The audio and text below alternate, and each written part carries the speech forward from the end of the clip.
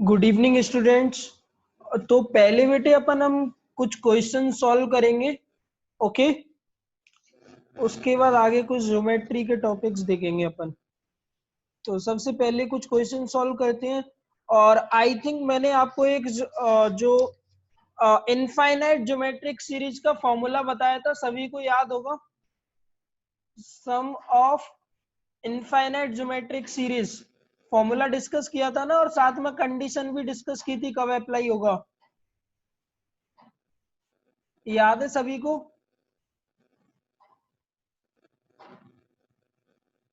उसी की थोड़ी सी एप्लीकेशन देखते हैं अपन, एक दो क्वेश्चन। ओके, क्वेश्चन है बेटे, the side of a square is 10 centimetre, joining the midpoints of all the side makes an inner square and this process goes to infinity. What is the sum of perimeter of all the square?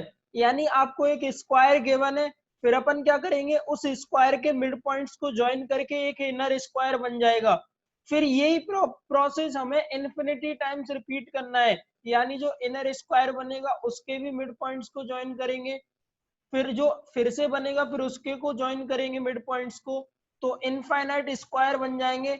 आपको क्या करना है, इन सभी squares की perimeters का sum find करना है। Okay, solve करो।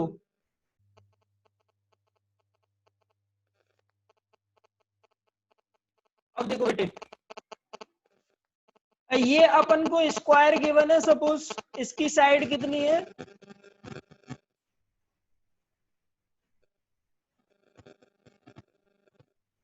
10 सेंटीमीटर है इसकी साइड लेंथ। तो पहले अपन लार्जर स्क्वायर, जो इसको स्क्वायर नंबर 1 बोल देता हूँ, इसकी पेरीमीटर बता सकते हो, P1 कितनी आ जाएगी, 4 इंटू इसकी साइड यानी 10 इक्वल टू कितनी आएगी, 40 सेंटीमीटर। अब आप मिड पॉइंट्स को ज्वाइन करोगे, जब आप मिड पॉइंट्स को ज्वाइन करोगे तो अंदर एक और स्क्वायर बन जाएगा।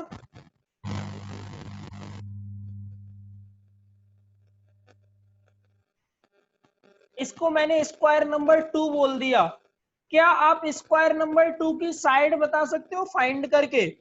देखो ये वाली साइड 10 है, ये मिड पॉइंट है, तो ये कितना हो जाएगा, 5, ये भी 5।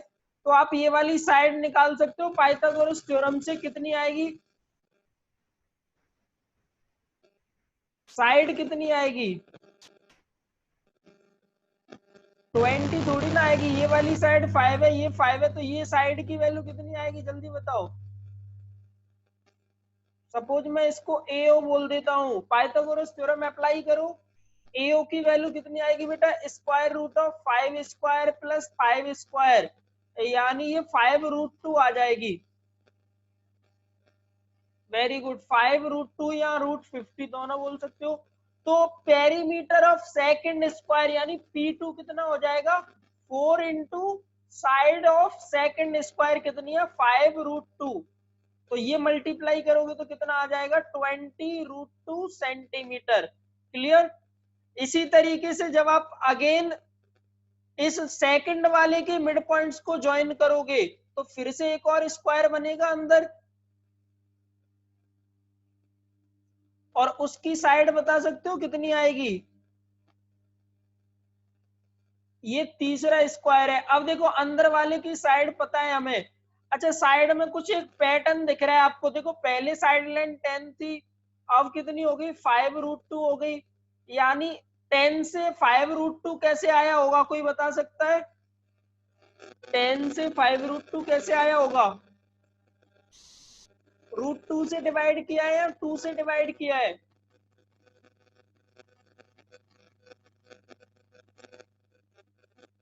देखो पहले 10 थी साइड, फिर सेकंड वाले स्क्वायर की कितनी हो गई है, 5 रूट 2। तो थर्ड वाले की कितनी हो जाएगी, जल्दी से बता सकते हो?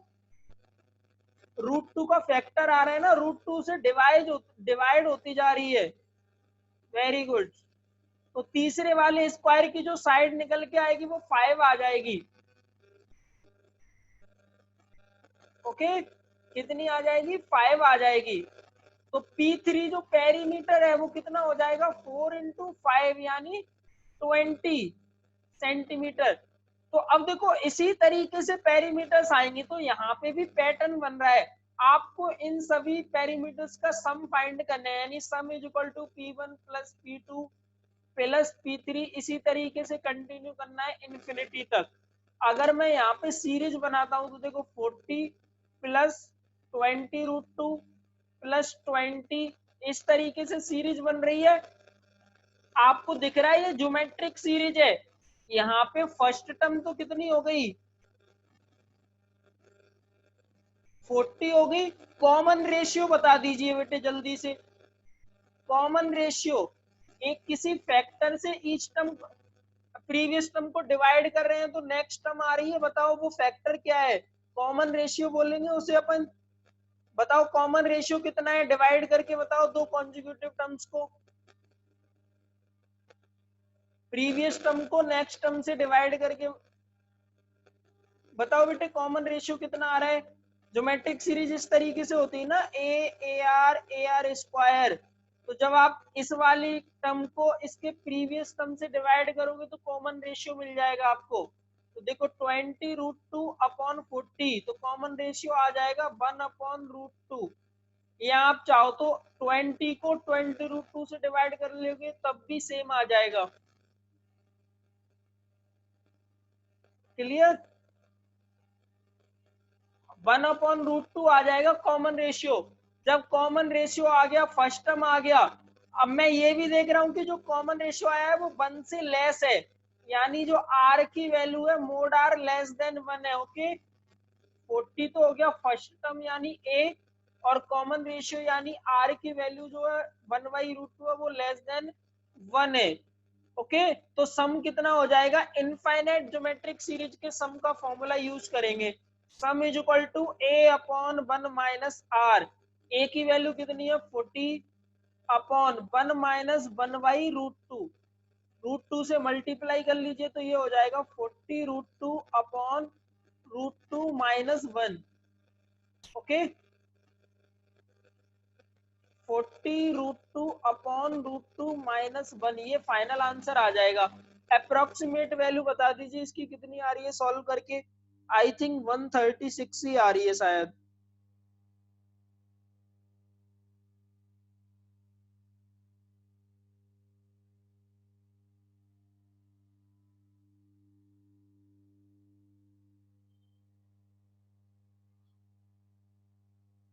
वन 136 के अप्रोक्स आ जाएगी। ओके, तो फाइनल आंसर अपना 136।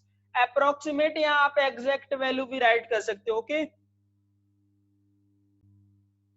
क्वेश्चन है बेटे, the side of a square is 4 centimetre, joining the midpoints of all sides make an inner square and this process goes to infinity. What is the sum of the areas of all the squares? तो same question है, पहले एक square है आपके पास, उसके mid points को join करके inner square बनाएंगे और इसी प्रोसेस को अपन रिपीट करेंगे इनफाइनाइट टाइम्स, तो इनफाइनाइट स्क्वायर बन जाएंगे। आपको बताना है कि जो इनफाइनाइट स्क्वायर्स बनेंगे उन सभी के एरियाज का सम कितना होगा। ऑप्शन है आपके पास, A option 18, B option 32, C option 36, D option 64 and E option none of these. Solve करिए बेटा, सेम कंसेप्ट है। तो देखो पहले अपने पास एक लार्जर स्क्वायर है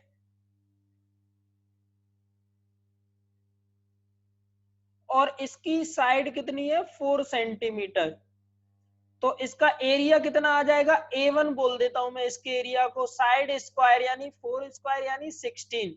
अब मैं जब मिड पॉइंट को ज्वाइन करूंगा तो जो न्यू स्क्वायर बनेगा उसकी साइड लेंथ कितनी आएगी, जल्दी से बता दो विदाउट एनी कैलकुलेशन, क्योंकि प्रीवियस क्वेश्चन में अपन ने कैलकुलेशन की हुई है, √2 के फैक्टर से साइड डिक्रीज होती जाती है।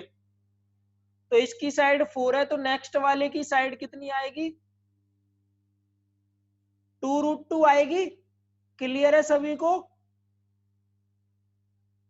Very good, 2√2। तो जो A2 यानी सेकंड स्क्वायर का एरिया वो 2√2 का स्क्वायर यानी कितना आ जाएगा, 8 आ जाएगा। फिर A3 निकालेंगे तो A3 की साइड कितनी आएगी, 2√2 को फिर से √2 से डिवाइड कर दीजिए, यानी साइड लेंथ कितनी आ जाएगी, 2 आ जाएगी। तो एरिया यानी A3 की वैल्यू कितनी आएगी, 2 स्क्वायर यानी 4। तो यहाँ पे भी आपको सीरीज बनती हुई दिख रही है। तो सम ऑफ एरिया क्या होगा, sum is equal to A1 plus A2 plus A3 up to infinity जाएगा। राइट करते हैं तो सीरीज बन रही है 16 प्लस 8 प्लस 4, यानी 2 से डिवाइड करते जा रहे हैं प्रीवियस टर्म को नेक्स्ट टर्म फाइंड करने के लिए। तो A की वैल्यू यानी फर्स्ट टर्म क्या होगी 16, कॉमन रेशियो कितना हो गया 1/2, क्लियर। तो सम, और हमें पता है मोड आर लेस देन 1 है, तो अपन डायरेक्ट इनफाइनाइट ज्योमेट्रिक सीरीज का फॉर्मूला यूज कर सकते हैं। सम कितना आ जाएगा a upon 1 minus r, a की वैल्यू कितनी है 16 अपॉन 1 माइनस 1/2, ये 1 माइनस 1/2 फिर से कितना हो जाएगा 1/2, तो और 2 ऊपर चला जाएगा, यानी 16 इंटू 2 यानी 32 सेंटीमीटर स्क्वायर। यानी जो इनफाइनाइट स्क्वायर्स बनेंगे उन सभी के एरियाज का सम कितना होगा 32 सेंटीमीटर स्क्वायर, क्लियर। इसी क्वेश्चन में मैं आपसे बोलता हूं कि जो 16th स्क्वायर बनेगा उसका एरिया सपोज A16 है, तो उसकी वैल्यू कितनी होगी। तो सीरीज आपके पास अवेलेबल है, ज्योमेट्रिक सीरीज 16, 8, 4 इस तरीके से सीरीज चल रही है। तो आपको ए भी पता है 16 है और आर भी पता है कितना है 1/2। तो आपको क्या करना है nth टर्म का फॉर्मूला अप्लाई करना है। बिल्कुल याद ही नहीं किया है फॉर्मूला। जीपी की nth टर्म का फॉर्मूला क्या होता है, nth टर्म ऑफ जीपी क्या होता है formula, a into r to the power n-1।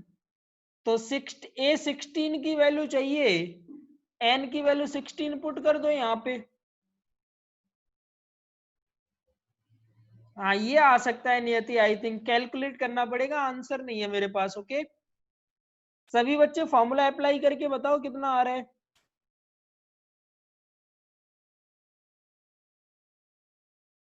Okay मैं ही कैलकुलेट कर देता हूं। तो A16 यानी 16th टर्म की वैल्यू क्या आएगी, a की वैल्यू कितनी है 16, r की वैल्यू कितनी है 1/2, n के प्लेस पे कितना आ जाएगा 16 माइनस 1। तो ये हो जाएगा 16 को मैं 2 टू दी पावर 4 लिख सकता हूँ यहाँ पे, और ये हो जाएगा 1/2 टू दी पावर 15। तो 4 पावर कैंसिल हो जाएंगे, यानी 1/2 टू दी पावर 11। या तो यही रहने दीजिए या फिर 2 टू दी पावर 11 की वैल्यू बता दीजिए क्या है। 2 टू दी पावर 11 की वैल्यू बता दीजिए क्या है। आप 2 टू दी पावर 11 की वैल्यू भी रिप्लेस कर सकते हो यहाँ पे, है ना बेटे। कितनी आ रही है बताओ जल्दी से फाइंड करके।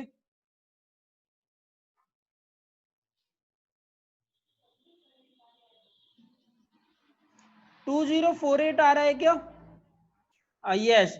तो फिर A16 यानी जो देखो 16th स्क्वायर बन रहा होगा उसका एरिया कितना हो जाएगा 1/2048, क्लियर। तो अब आप दूसरे किसी स्क्वायर का पूछूं मैं आपसे तो बता सकते हो, सीरीज आपके पास है, जल्दी से बताओ चलो। A7 की वैल्यू बताओ सभी बच्चे।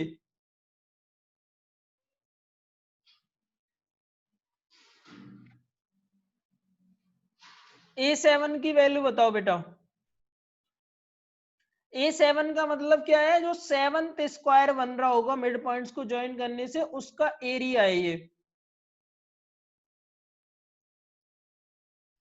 तो A7 के लिए फिर से फॉर्मूला अप्लाई करो। A की वैल्यू तो पता है फर्स्ट टर्म यानी 16 इंटू आर की वैल्यू 1/2 और पावर ऑफ 7 माइनस 1 यानी 6, और इसको अपन 2 टू दी पावर 4, ये हो जाएगा 2 टू दी पावर 6, यानी 1/2 टू दी पावर 2 यानी 1/4, क्लियर। तो देखो हाँ 1/4 आएगा, 1/4 यानी 0.25 एरिया आ जाएगा। Okay 0.25 centimetre square, clear. तो आपको क्वेश्चन में कुछ भी दे सकते हैं, आपसे बोल सकते हैं कुछ पर्टिकुलर स्क्वायर का एरिया बताइए, या फिर टोटल सम, वो तो क्वेश्चन है ही अपने पास। ओके तो दोनों तरीके से आना चाहिए अपन को सॉल्व करना। इसी में एक और, चलो A10 की वैल्यू भी बता दो फिर। A10 की वैल्यू बताओ जल्दी से फटाफट, विद इन 1 मिनट आंसर करो जल्दी। आ रहा है कि 64 आ रहा है? एक सेकंड, फिर से फॉर्मूला अप्लाई करो। 16 इंटू 1/2 10 - 1 यानी 9, ये 2 to the power 4/2 to the power 9, तो 1/2 to the power 5, और 2 to the power 5 की वैल्यू कितनी होती है? 32 होती है। 32 होती है बेटा, है ना? तो 1/32 आएगा। Okay,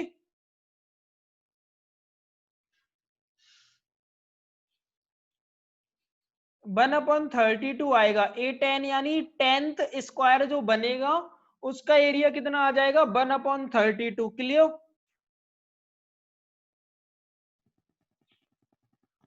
next question is, if real numbers a, b, c, d, e satisfy a plus 1 is equal to b plus 2 is equal to c plus 3 is equal to d plus 4 is equal to e plus 5 is equal to a plus b plus c plus d plus e plus 3, what is the value of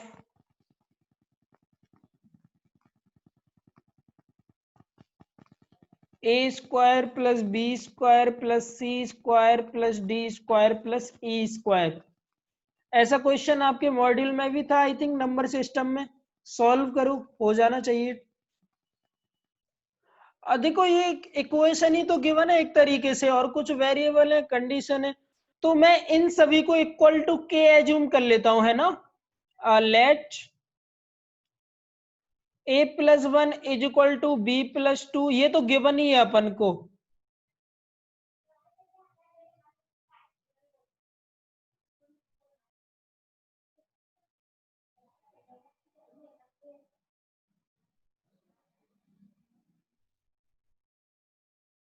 is equal to के assume कर लिया, तो जल्दी से अब a देखो equate करते जाएंगे सर। जब पहले अपन a प्लस 1 को k के इक्वेट करेंगे तो a की वैल्यू कितनी आएगी बताओ? a की वैल्यू आ जाएगी k माइनस 1। सिमिलरली फिर b प्लस 2 को k के इक्वेट करेंगे तो b की वैल्यू कितनी आएगी? k minus 2। सिमिलरली जब c प्लस 3 को k के इक्वेट करेंगे तो c की वैल्यू कितनी आएगी? k minus 3। सिमिलरली d की वैल्यू कितनी आ जाएगी? k minus 4। एंड e की वैल्यू कितनी आ जाएगी बेटा? k minus 5। क्लियर है सभी को? ये वैल्यूज आ जाएंगी। अब देखो इन दोनों को, ये जो दो इक्वेशन है ना, इनको इक्वेट करिए तो यहां से आपको क्या पता चल रहा है? e plus 5 is equal to a plus b plus c plus d plus e plus 3। तो e कैंसिल हो गया, तो a plus b plus c plus d, इसकी वैल्यू क्या आ जाएगी? 5 माइनस 3 यानी 2 के इक्वल आ जाएगा। a plus b plus c plus d is equal to कितना आ गया? 2। तो यहाँ पे ए बी सी डी की ये वैल्यू रख दीजिए वेरिएबल यानी k की टर्म्स में, तो कितना आएगा देखो? k minus 1 plus k minus 2 plus k minus 3 plus k minus 4 is equal to 2। इसको ऐड करोगे तो ये हो जाएगा 4k minus 10 is equal to 2, यानी 4k is equal to 10 plus 2 यानी 12। तो k की वैल्यू आ जाएगी 3। जब k 3 हो गया तो a की वैल्यू कितनी आई? 3 माइनस 1 यानी 2, b की वैल्यू 3 माइनस 2 यानी 1, c की वैल्यू 3 माइनस 3 यानी 0, d की वैल्यू 3 माइनस 4 यानी माइनस 1, एंड e की वैल्यू 3 माइनस 5 यानी माइनस 2। आपको चाहिए इन सभी की वैल्यूज के स्क्वायर्स का सम, तो जल्दी से 2 का स्क्वायर 4, 1 का स्क्वायर 1, 0 का स्क्वायर 0, माइनस 1 का स्क्वायर 1 एंड माइनस 2 का स्क्वायर 4। ऐड करेंगे तो 4 plus 1 5, 4 plus 1 5, 5 and 5 10। Clear? Answer आ जाएगा 10। एक और question,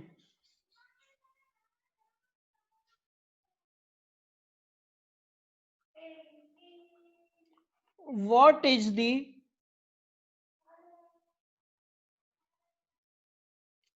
smallest possible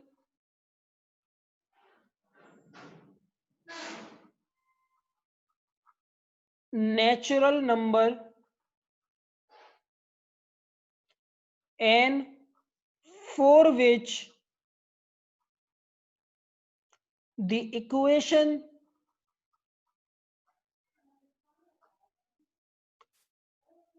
x square minus nx plus 2014 is equal to 0 has integer roots?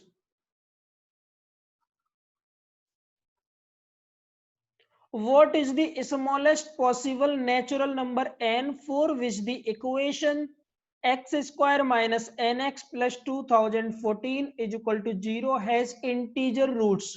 करो बेटा सॉल्व। तो यहाँ पे देखो देखो इस इक्वेशन के रूट्स हमें क्या बोले गए हैं कि इंटीजर रूट्स हैं इसके। ओके, तो सपोज इस इक्वेशन के रूट्स में अल्फा एंड बीटा एज्यूम कर लेता हूं। ओके, इसके दो रूट्स है अल्फा एंड बीटा, तो सम ऑफ रूट कितना आएगा? देखो अल्फा प्लस बीटा की वैल्यू क्या आएगी? माइनस ऑफ माइनस एन, यानी एन। तो अब आपको पता चल रहा है आपको एन की लीस्ट पॉसिबल वैल्यू बतानी है नेचुरल नंबर में। तो एन किसके इक्वल है? अल्फा प्लस बीटा के इक्वल। ओके, यानी जो रूट्स होंगे उसके सम के इक्वल है एन। क्लियर? अब दूसरी चीज देखो, जब आप प्रोडक्ट ऑफ रूट्स निकालोगे यानी alpha into beta is equal to 2014। अब क्योंकि इंटीजर रूट्स हैं तो अपन 2014 के जितने फैक्टर करेंगे वो ऑल पॉसिबल रूट्स में आ सकते हैं। और आपको वो रूट चाहिए जिसमें सम क्या हो जाए? मिनिमम हो जाए, अल्फा प्लस बीटा क्या हो? Smallest possible natural number. Okay, तो 2014 के बस फैक्टर करने हैं, इतना सा करना है आपको।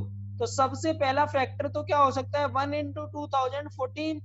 माइनस में भी ले सकता हूं मैं, बट होगा क्या? माइनस में लूंगा तो सम नेगेटिव आ जाएगा। मुझे जो वैल्यू चाहिए एन की वो नेचुरल नंबर में चाहिए, इसीलिए मैं माइनस वाले अभी कंसीडर नहीं करूंगा। और क्या फैक्टर हो सकते हैं बेटे? दो फैक्टर करने हैं हमें 2014 के इंटीजर में। एक तो 1 इंटू 2014 हो गया, और क्या हो सकता है? 2 इंटू 1007 भी हो सकता है। क्लियर? 2 इंटू 1007 भी हो सकता है फैक्टर। तो देखो यहाँ पे एक अल्फा हो जाएगा एक बीटा, तो दोनों का सम करूंगा तो कितना आएगा? 2015। यहाँ पे दोनों का सम करूंगा तो 1009 आएगा। इसी तरीके से और फैक्टर हो सकते हैं, क्या बताओ? 1007 के और फैक्टर हो सकते हैं। और देखो इसी 2014 के और फैक्टर हो सकते हैं 19 इंटू 106। मल्टीप्लाई करके देखो 106 इंटू 19, 19 सिक्स 114 यानी 4, 11 कैरी जाएगा, 1 यहाँ आ जाएगा 19, और ये कितना हो जाएगा?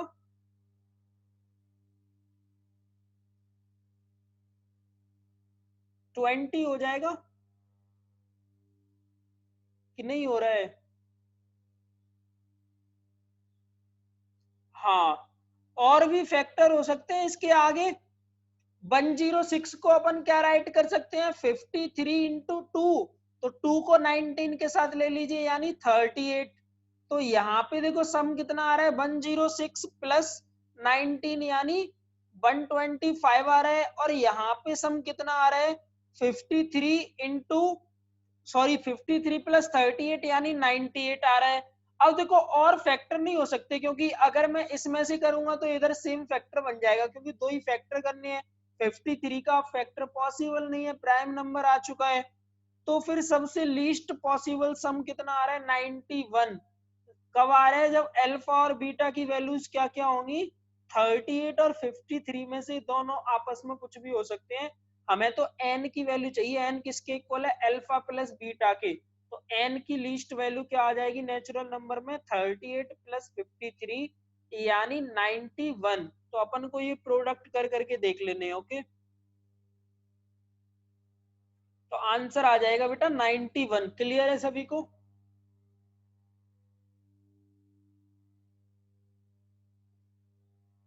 समझना अच्छे से क्वेश्चन। देखो अभी तक मैंने आपको ये चीजें बताई थी कि x माइनस वन का मोड लेस देन वन है, इसके सॉल्यूशन आप फाइंड कर सकते हो, या फिर x minus three suppose greater than five है, इसके भी फाइंड कर सकते हो सॉल्यूशन, या फिर x minus five is equal to seven है, इसके भी कर सकते हो।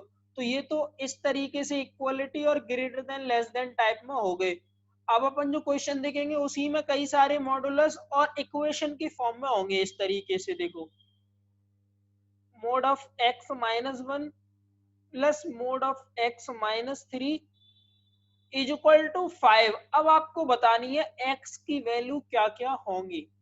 क्लियर? ये क्वेश्चन है आपके पास। अब इसको कैसे सॉल्व करेंगे? तो इस टाइप के क्वेश्चन को सॉल्व करने के लिए आपको बेटे केस बनाने पड़ेंगे। केस क्यों बनाएंगे? क्योंकि यहाँ पे कई सारी कंडीशन है। आपको ये चीज तो पता है कि अगर मॉडुलस के अंदर x नेगेटिव है, if x less than zero, तो मॉडुलस जो है वो माइनस साइन के साथ ओपन होता है। If x greater than zero then as it is value आ जाती है मॉडुलस की। क्लियर? तो अब देखो तीन केस क्यों बनेंगे। इस वाले मॉडुलस को देखूं तो ये वैल्यू जीरो कहां पे हो रहा है, x is equal to one पे, और ये इस वाले का जहां पे ये मॉडुलस की वैल्यू जीरो होती है उनको बोलते हैं क्रिटिकल पॉइंट्स। तो इस वाले का क्रिटिकल पॉइंट क्या है बेटे,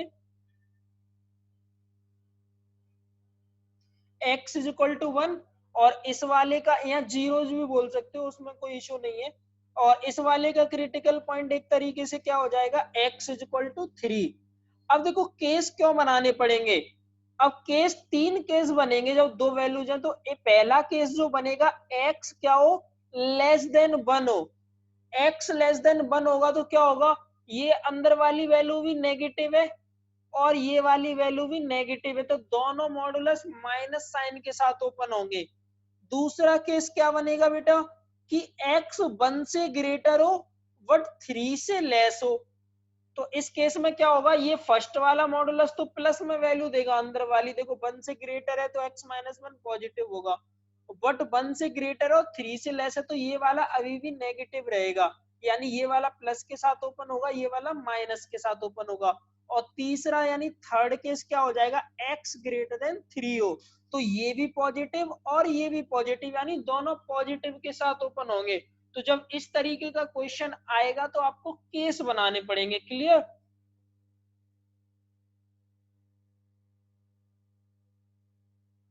तो मैंने तीनों केस राइट कर लिए। ओके, एक x लेस देन वन, और सॉल्यूशन वही होगा जो केस के अंदर लाई कर रहा होगा। जैसे मैंने देखो केस नंबर वन लिया है मैंने, x लेस देन वन है। अब मैं इन दोनों मॉडुलस को ओपन करूंगा और इस इक्वेशन को सॉल्व करूंगा। अब x की कुछ वैल्यू आ गई, अगर वो x की वैल्यू वन से लेस आती है, क्योंकि अपन केस कौन सा ले रहे हैं, जब x वन से लेस हो, तो वन से लेस वैल्यू आएगी तभी वो सॉल्यूशन में कंसीडर होगी। अगर वन के इक्वल या वन से ग्रेटर वैल्यू आ गई ना, तो वो सॉल्यूशन में कंसीडर नहीं होगी। क्लियर? ये चीज याद रखना।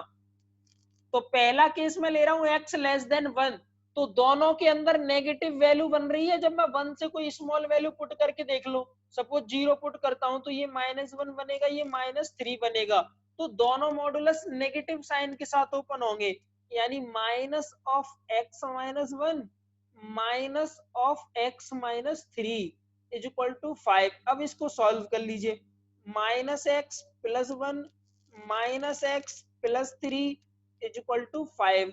ये हो गया minus two x is equal to five, में से one plus three four minus करेंगे तो वन, एक्स की वैल्यू आ जाएगी माइनस वन बाई टू। अब देखो केस मैंने कंसीडर किया था एक्स लेस देन वन, तो क्या मेरी वैल्यू एक्स लेस देन वन आ रही है? जल्दी बताओ, क्या मेरा आंसर वन से स्मॉल आ रहा है कि नहीं? अगर केस जो कंसीडर किया है उसी में लाई कर रहा है अपना सॉल्यूशन, तभी वो आंसर में कंसीडर होगा, अदरवाइज नहीं होगा। जल्दी से बताओ बेटा, क्या ये वन से स्मॉल है?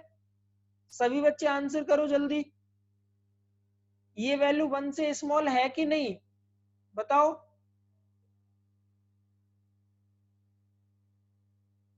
जल्दी रिप्लाई करो, वॉइस आ रही है ना मेरी सभी को?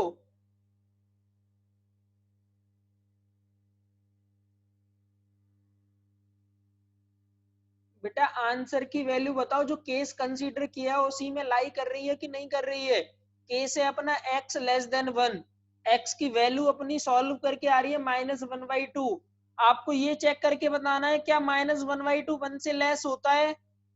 जल्दी बताओ, होता है ना? तो ये एक सॉल्यूशन में कंसीडर हो जाएगा। क्लियर? एक सॉल्यूशन अपने पास आ चुका है, x इज इक्वल टू -1/2। अब अपन आते हैं दूसरे केस पे। अब देखो, जब 1 से ग्रेटर और 3 से लेस लोगे तो ये वाला तो पॉजिटिव वैल्यू गिवन करेगा आपको, और ये नेगेटिव, यानी ये पॉजिटिव के साथ ओपन होगा, ये अभी भी नेगेटिव के साथ होगा। तो जब ओपन करोगे तो ये ये प्लस के साथ ओपन होगा, +x-1, और ये वाला माइनस के साथ, और इज इक्वल टू 5। अब सॉल्व करो इसको, x-1 -x+3 is equal to 5। x से x कैंसिल हो गया, -1 + 3 कितना हो गया, 2 इज इक्वल टू 5। क्या 2 इज इक्वल टू 5 होता है? नहीं होता, कॉन्ट्रडिक्शन हो रहा है, यानी कोई सॉल्यूशन नहीं आया। क्लियर? फिर अपन केस नंबर 3 पे आ गए। 3 से ग्रेटर वैल्यू, तो दोनों प्लस के साथ ओपन होंगे, तो एज इट इज ओपन कर दो, ये x-1 + x-3 is equal to 5। तो ये हो जाएगा आपका 2x - 4 इज इक्वल टू 5। तो 2x इज इक्वल टू 9, यानी x इज इक्वल टू 9/2। 9/2 यानी 4.5। जल्दी बताओ, क्या 4.5 3 से ग्रेटर होता है? 3.5 4 से ग्रेटर, सॉरी 4.5 3 से ग्रेटर होता है? होता है ना? तो ये वैल्यू भी कंसीडर हो जाएगी। यानी जो इक्वेशन हमें सॉल्व करनी थी उसके दो आंसर आए हैं। क्लियर? क्या क्या आंसर आए हैं? x की वैल्यू दो आई है, एक तो -1/2 एंड 4.5, या फिर मैं क्या राइट कर सकता हूँ, 9/2। ओके, ये दो आंसर आए हैं।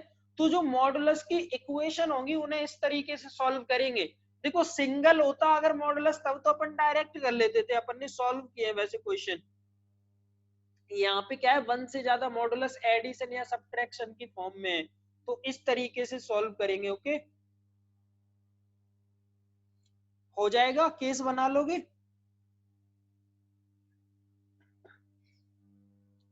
अभी 3-4 मॉडुलस भी आ सकते हैं, तो उसमें नंबर ऑफ केसेस इंक्रीज होते जाएंगे, बट आपको बेसिक पता होना चाहिए बस कि किस तरीके से। हाँ, क्वेश्चन सॉल्व करते हैं।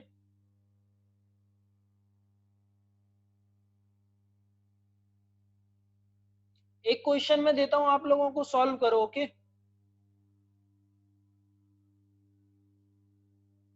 हाँ, क्वेश्चन इतना ज्यादा लेंथी नहीं आएगा, है ना? स्मॉल ही आएगा, तो उसकी टेंशन नहीं लेनी है आप लोगों को।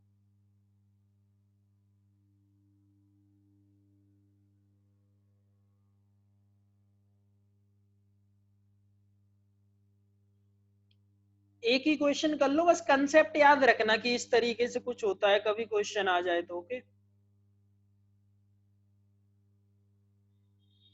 चीजें बस तरीका याद रखना है आपको, और कुछ भी नहीं।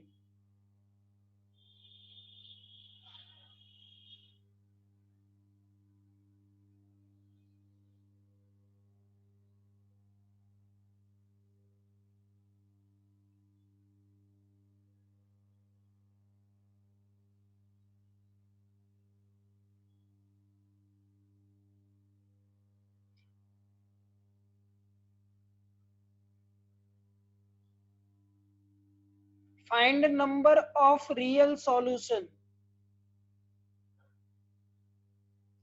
of the equation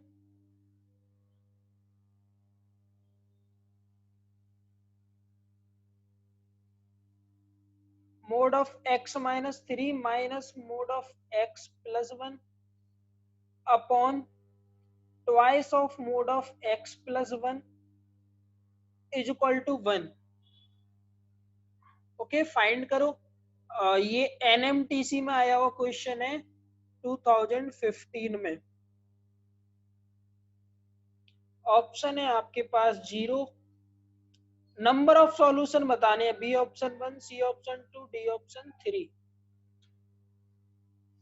पहले इक्वेशन में कन्वर्ट कर लेंगे क्रॉस मल्टीप्लिकेशन करके, बट आपको थोड़ा क्रॉस मल्टीप्लिकेशन की कंडीशन पता होनी चाहिए, क्योंकि 2x प्लस 1 डिनोमिनेटर में आ रहा है तो वो कभी भी जीरो नहीं होना चाहिए, तभी आप क्रॉस मल्टीप्लिकेशन कर सकते हो। ओके, तो कंडीशन आपको लेनी पड़ेगी x plus 1 not is equal to zero, यानी x की वैल्यू कभी भी -1 के इक्वल नहीं हो सकती। सिंपल सा मतलब इसका ये है।